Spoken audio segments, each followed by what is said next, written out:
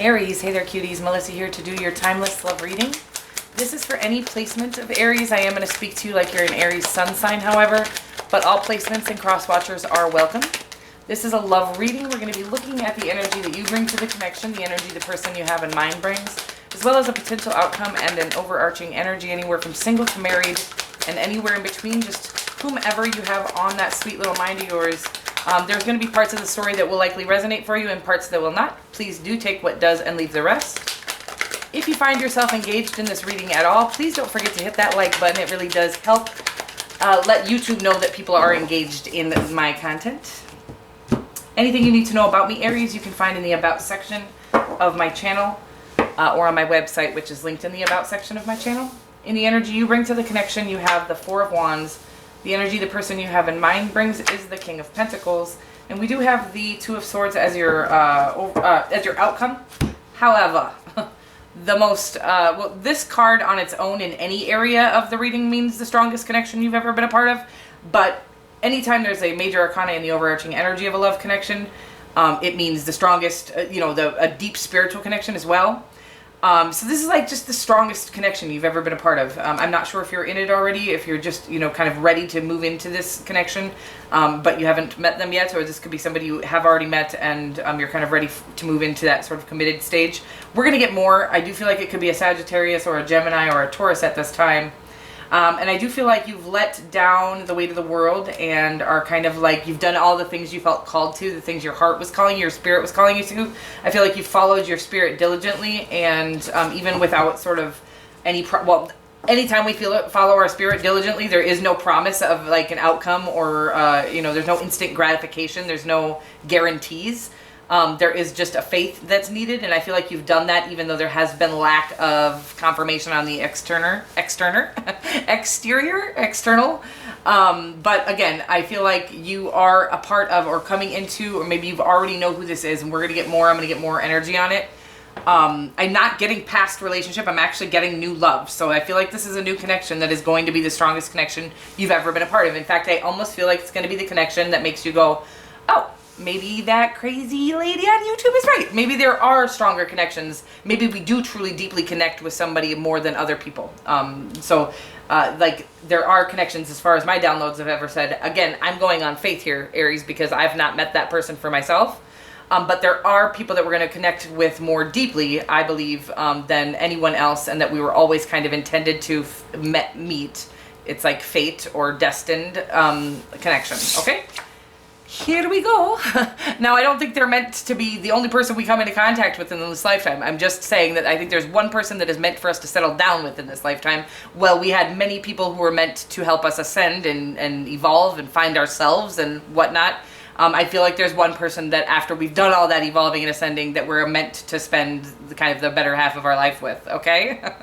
That's just what I think, Aries. Okay, we got the Four of Wands in your energy, and I feel like that's the minor kind of version of the World card, and it's about being ready to move into the next phase. It's about completing a cycle or a phase successfully, okay?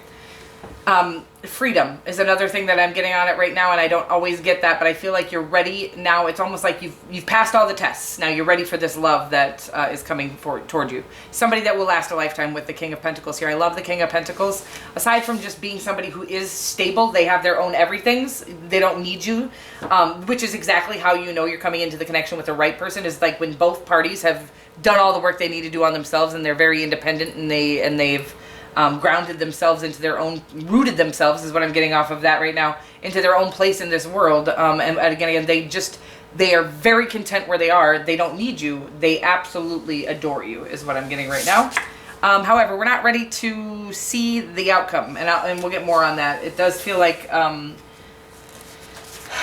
not looking yet. That's what it feels like. We're not looking yet. It's almost like you have this person in your life, but you're not willing to or wanting to notice that the connection is there, or you have not acknowledged the connection with them yet. But we're getting there, okay? You got the Sunshine, the Six of Wands, and the Seven of Cups. Well, what's new, Aries? One of the most charismatic, attractive of the signs.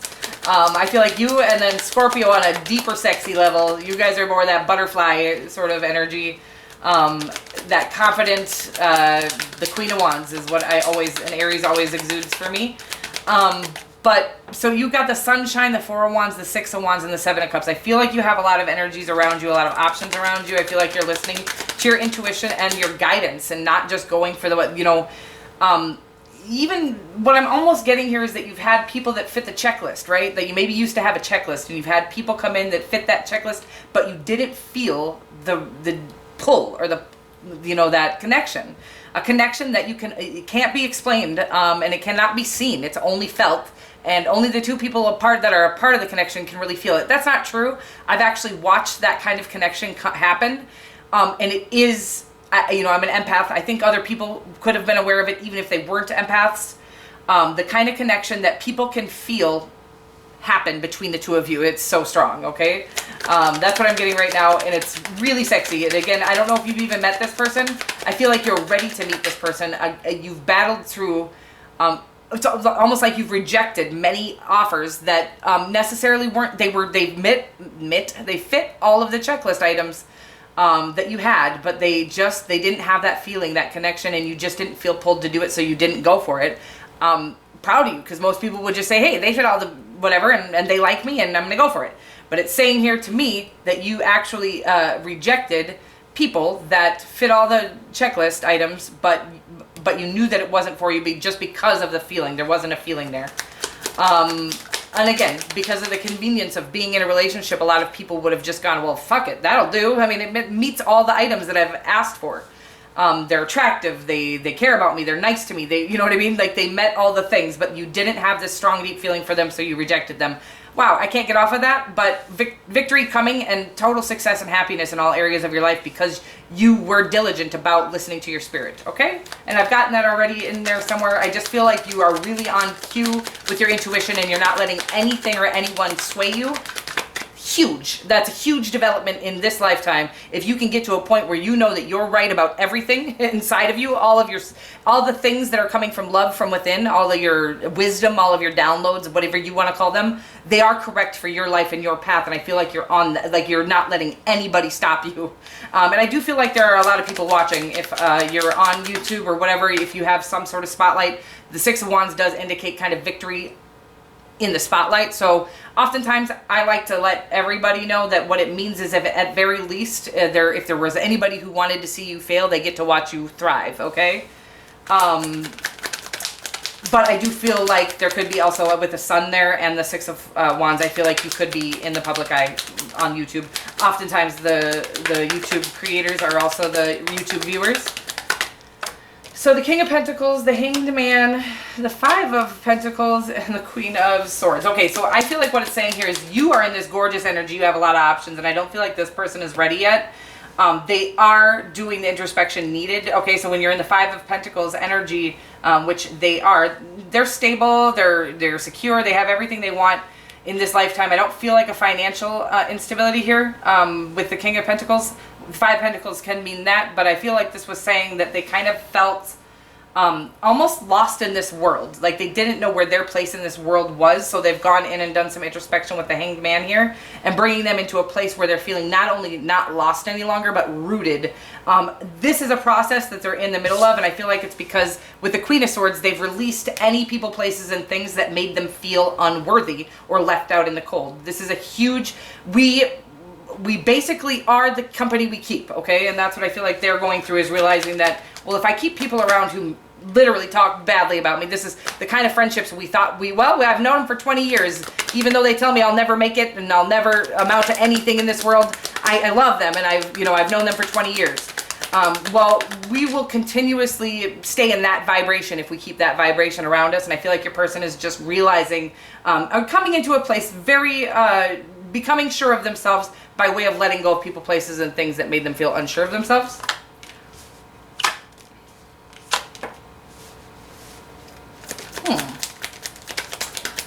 So the Eight of Cups, the Eight of Pentacles, the Tower card, the Two of Swords in the outcome.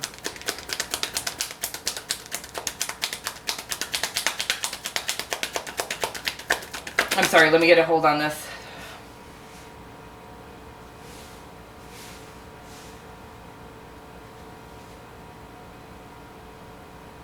Well, I'm just going to go for what it was just telling me, because I feel like that's the same thing we're talking about here, and I feel like they're having a hard time letting go of people, places, and things. I feel like they're doing it, but I feel like it's not easy for them. I feel like you've already done that. I feel like you've done a lot of healing and a lot of ascending. With the Six of Wands there, it really does mean that you have risen up above, against all odds, just like the Chariot card.